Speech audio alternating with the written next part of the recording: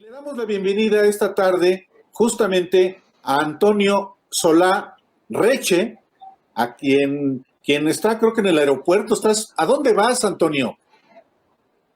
Perdona, me estoy anticipando a Alejandro Páez Varela, pero yo quiero preguntarte algo que a mí me llamó mucho la atención porque tú estás formando parte de una iniciativa del Papa Francisco que está impulsando una escuela para políticos nobles y tú formas parte de ese proyecto. Haciendo la fundación conjuntamente con Escolas Ocurrentes, que es la Fundación Vaticana del Papa.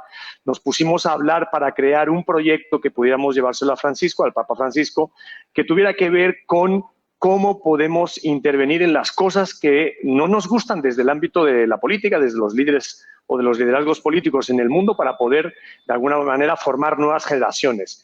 El Papa, cuando se le presentó el proyecto, pues la verdad es que quedó muy contento. Él decidió llamarle a la escuela política Fratelli Tutti, que es como se llama su encíclica,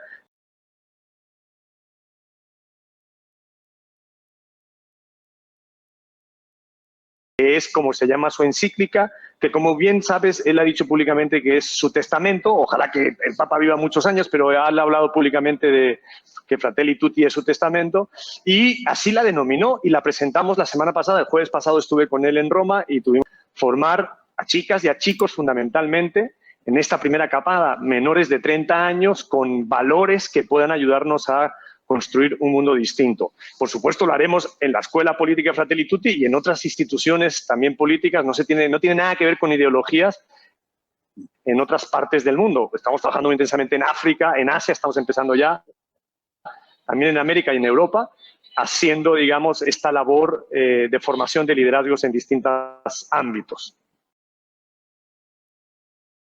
Papa impulsa, leo El Español, entre otros diarios, el Papa impulsa una escuela para políticos nobles de la mano de una fundación española que se refiere efectivamente a la fundación que usted menciona. Al mismo tiempo, acá en México, apenas unas horas después, el presidente se refería a el presidente Andrés Manuel López Obrador se refería a aquella campaña en la que, pues bueno, usted participó. Y luego la frase de López Obrador es: gastan a lo tonto, eso ya no funciona.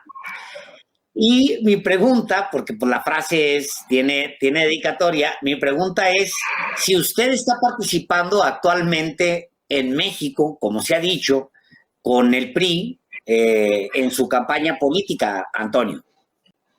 Bueno, Alejandro, como yo le dije a Álvaro, yo voy a hablar de todo esto después de las elecciones el 6 de junio. El presidente Andrés Manuel López Obrador tiene razón. Este tipo de campañas funcionaron hace unos años, pero hoy el mundo ha cambiado y este tipo de campañas ya no funcionan. Así que me parece muy relevante y muy interesante, y quiero confirmar que efectivamente el presidente tiene razón. Ese tipo de campañas a las que él dice sucia, guerra sucia, etcétera, pues no funcionan. Y en realidad no han funcionado durante mucho tiempo, ni siquiera todas estas historias de las fake news. Lo que yo creo que funciona, y te contesto, Alejandro, con todo respeto de verdad a la investidura del presidente, lo que él ha dicho es que en el mundo lo que funciona, en el mundo de la política, es el diálogo y el contraste. Y las campañas de contraste son distintas a las campañas sucias, a la guerra sucia, etcétera. Toda esta imaginación que se le mete también por parte de los políticos y de los técnicos a lo que sucede en las campañas. El contraste, Alejandro, es técnicamente hablando lo que te permite a un candidato decir lo que yo como candidato puedo ser o soy y lo que yo creo que tú, Alejandro, como candidato pudieras ser.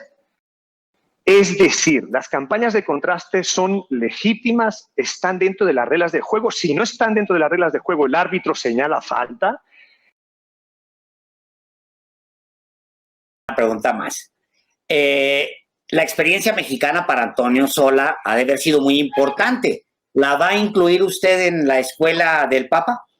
Además de ser español, y soy profundamente guadalupano. Como sabes, la Virgen de Guadalupe está junto a la tumba de Juan Pablo II allí en el Vaticano, como digna representante no solo de México, sino de la, digamos, devoción que le tenemos muchos guadalupanos a la Virgen de Guadalupe.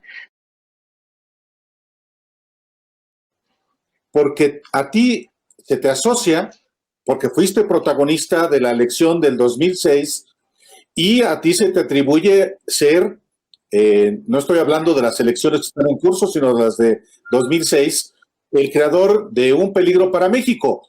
¿Tú lo creaste o solamente obedeciste órdenes de Dick Morris, este consultor estadounidense contratado por un grupo para ayudarle a Felipe Calderón?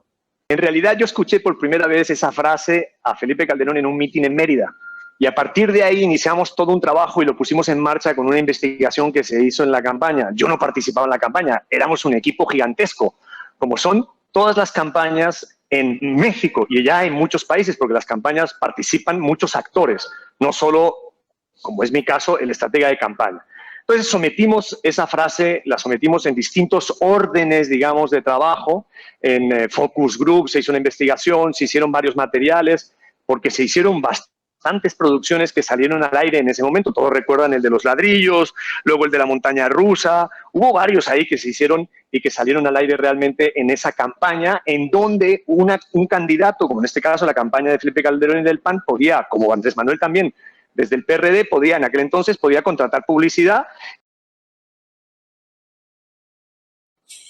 ¿Puede alguien que es católico como tú tener la conciencia tranquila después de haber generado en 2006 una situación también de polarización que ahí fue por parte de Felipe Calderón y tú como su consultor en la materia? ¿Tienes la conciencia tranquila? Desde luego no voy a renegar de mi fe y de creer en Jesús, pero me parece muy interesante que me la pongas antes, porque es como si le estuvieras poniendo el aguijón. Y te lo digo con todo respeto. Por supuesto que tengo la conciencia tranquila. Por supuesto que fue un trabajo transparente. Creo, Álvaro, que no hay que sacar las cosas de contexto, ni tampoco a los profesionales de lo que hacemos de contexto. Creo que tenemos que estar todos en nuestro lugar. Me siento muy feliz, muy honrado de haber hecho todo lo que he hecho en mi vida y de estar trabajando como estoy trabajando, con la conciencia absolutamente tranquila, y duermo, por si te sirve de algo, como un lirón. Bueno, no está fuera de contexto, Antonio, porque pues ese es un tema que fue tan profunda, pues, la confrontación que se dio hace 15 años, que sigue siendo un tema hasta el día de hoy.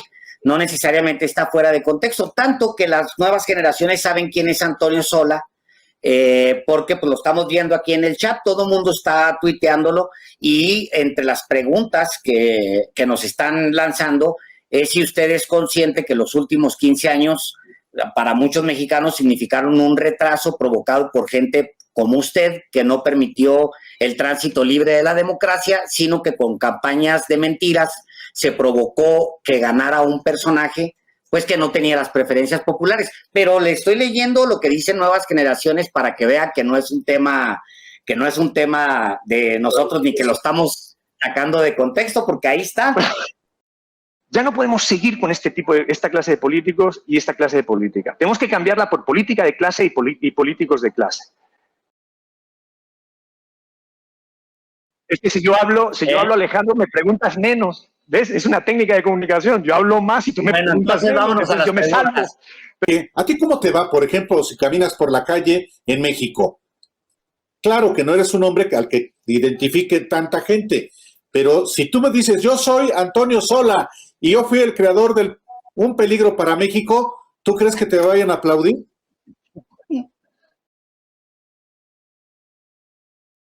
¿Sigues siendo amigo de Felipe Calderón? No tengo ninguna relación con el presidente Calderón. ¿Te quedó de ver dinero? No, pero esas son preguntas que no te voy a contestar, Álvaro, porque, o sea, no tienen ningún sentido, y te le agradezco que me las hagas, pero pues no procede. Bueno, te invito, cuéntanos, ¿te debe dinero? No. ¿Cuál es tu pronóstico? ¿Crees que Morena y sus aliados conserven la mayoría en la Cámara de Diputados? Mayoría simple, y hasta ahí le pongo punto y aparte, porque eso lo hablaremos después del 6 de junio. Pero sí, así como anuncié que Andrés Manuel iba a ganar por más del 50%, y fue el primero que lo dije, también aviso... Se te va a enojar Alito y vas a perder un cliente, ¿Eso no te escuché? Con lo que acabas de decir, vas a perder un cliente poderosísimo en México, Alito. Eso es porque lo dice. Se te está yendo, Alito. Acabas de decir que tienen ganas de sacarme, pero la verdad, Alejandro y Álvaro, yo les pido que realmente sigan con este periodismo tan maravilloso. Les mando un abrazo enorme. Como le comentaba Álvaro, yo me tengo que ir al avión. Estoy encantado de poder compartir con ustedes y con mucho gusto nos tomamos ese tequila con toda su audiencia cuando ustedes quieran después del 6 de junio. Gracias. Muchas gracias. Buenas tardes.